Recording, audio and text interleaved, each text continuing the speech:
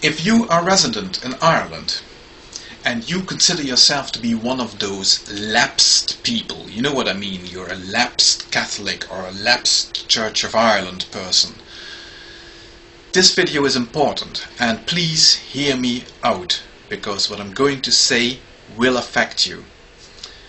As you know, there is going to be a census on next month. On the 10th of April, there's going to be a census in which you're going to have to answer an awful lot of personal questions about yourself. And one question that you're going to be asked to answer is, what is your religion? And isn't it so easy to just go, I can't be bothered to get up to go to Mass on a Sunday morning, and the whole religious thing is not for me, and I think what is going on in the church is a bit of a nuisance, and I don't think the church should have so much to say in Ireland. But in the end, when it comes to filling in that form, okay, I was baptized and I did my first communion and I did go through confirmation, so technically I'm a Roman Catholic, really, so take Roman Catholic. Don't do it! And I'm going to explain to you why this is so important, because you might think, you might even look at my channel and see that I've got this label of atheist written on my channel, and you might think like, oh, this is another one of those angry atheist people with a bee in his bonnet, just wanting to stick it to the Roman Catholic man and all that. No, that is not what this is about. It's important to you even, not just to me, to you and to everybody else in Ireland as well. Even Catholics, but certainly anybody who isn't a Catholic, or who isn't a Christian. And that doesn't just mean atheists, but it also means people who are Muslim, for example, or Hindu, or whatever else.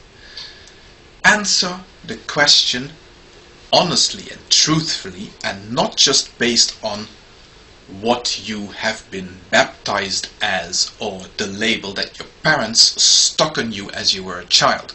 But why is this so important? Let me tell you why. Because ultimately there are pressure groups in this country that influence the politicians who are running this country by ways of suggesting legislation that should be implemented. And a lot of this legislation that these pressure groups are trying to push on our politicians is religiously colored, is biased towards supporting the Roman Catholic specifically, but in a broader sense the Christian ethos. And that extends to the point where certain forms of discrimination are still rife in this country, or at the very least tolerated. A while back I posted a video about, for example, this scenario about this man who could not bury his mother in County Donegal because there was no secular graveyard available to him anywhere in that county. He had to actually go across the border into Northern Ireland in order to bury his mother. And why are such things tolerated? Why are such things still possible in this country? Because legislation is biased towards Christianity. And how can people get away with pushing through even more legislation that is biased towards certain Christian dogmatic positions?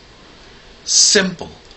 Because when push comes to shove, and these pressure groups are putting the pressure onto the politicians to implement yet another Christian biased piece of legislation, what they will do to justify their case, to support their argument, is point at the census and say, look, 80% of people in Ireland are still Roman Catholics.